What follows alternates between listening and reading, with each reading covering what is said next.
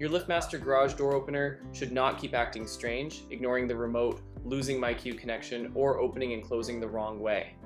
In this video, I will show you how to reset your LiftMaster garage door opener using the safest steps first. We will start with a simple soft reset, because it does not erase your settings. Then, if that does not fix the problem, I will show you when to use a full reset.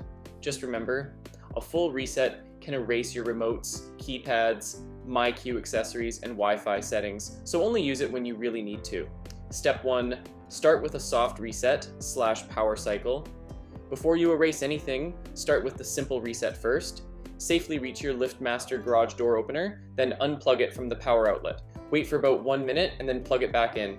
After that, test the wall button and the remote again. This step does not erase your remote's keypad, myQ accessories, or Wi-Fi settings, so it is the safest place to start. Step 2. Check if the opener is still not responding. After the power cycle, check what is working and what is not working. If the garage door works from the wall button but does not work from the remote may need to be reprogrammed. If the opener is still acting strange even after the power cycle, then you can move to a memory reset.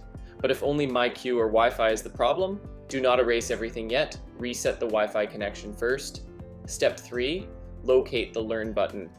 Now, find the Learn button on the motor unit of your LiftMaster opener. The button color depends on the model. It may be yellow, purple, red, orange, or another color. On some models, the Learn button may be under the light cover or near the antenna wire. Once you find this button, you can use it to erase memory or reprogram your devices. Step 4. Erase remote and keypad memory. If you want to erase the programmed remotes and keypad, press and hold the Learn button for about 6 seconds. Keep holding it until the Learn LED turns off, then release the button. This removes the saved remotes and keypads from the opener. After this, test your remote. It should not work anymore until you program it again. Step 5. Full factory reset for Wi-Fi / myQ models. Use this step only if you want to erase all codes, myQ accessories, and built-in gateway settings. Press and hold the Learn button until the LED turns off.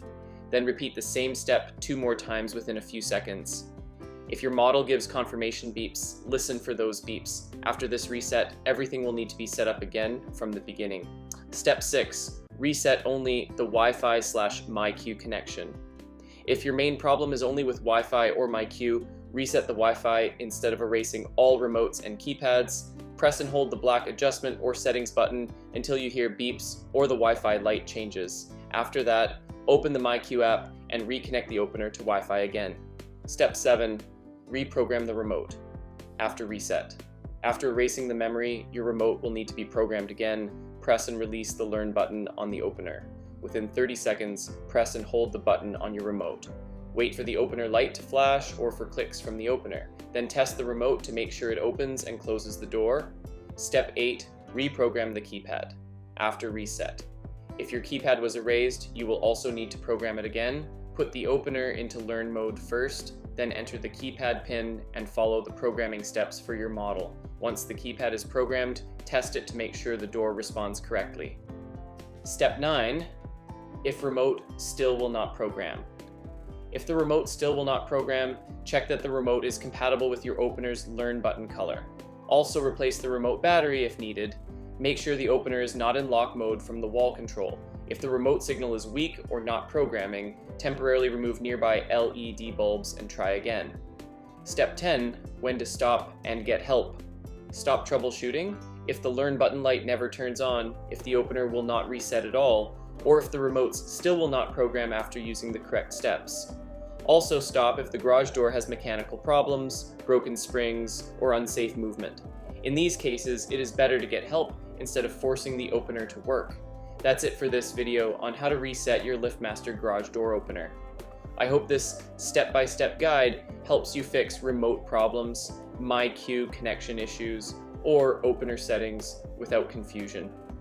If you found this video helpful, please give it a thumbs up and don't forget to subscribe for more helpful troubleshooting tips. Have any questions, or did this reset work for you? Let me know in the comments below. I'd love to hear your feedback. Thanks for watching, and I'll see you in the next video.